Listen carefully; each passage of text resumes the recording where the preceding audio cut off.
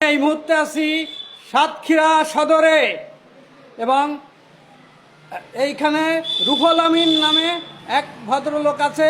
এই ভদ্রলোক আপনার সাতক্ষীরা মেডিকেল কলেজে চাকরি দেওয়ার কথা বলে বিভিন্ন লোকের কাছ থেকে টাকা নিয়েছে এবং টাকা নিয়ে সে আত্মগোপনে আছে রুহুল আমিন।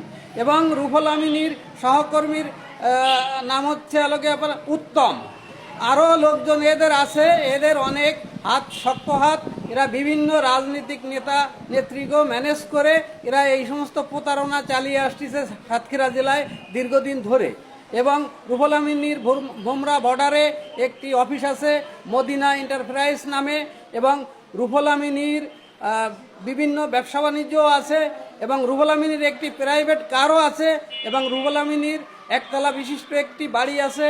সে বাড়িতে এসি লাগানো এবং বাড়িতে সিসি ক্যামেরা লাগানো আছে। রুহুল আমিন 5ই আগস্টের পরে একটু আত্মগোপনে আছে।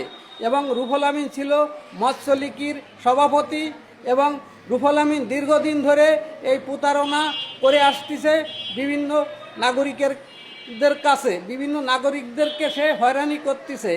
এবং রুহুল আমিন টাকা নিয়েছে হলকে আপনার চয়নের কাছ থেকে 5 লক্ষ এবং রিপনের কাছ থেকে নিচে 4,90,000।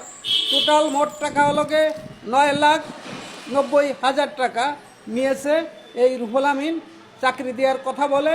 এখন তারা ধারে ধারে ঘুরে বেড়াচ্ছে, রুহুল আমিনের খোঁজ পাচ্ছে না। তারা এই সদর থানায় অভিযোগ করেছে দুজনে। CNN বাংলা টিভি, সাথে আছি আমি মল্লিক নাসির, সাতক্ষীরা সদর। খোদা হাফেজ।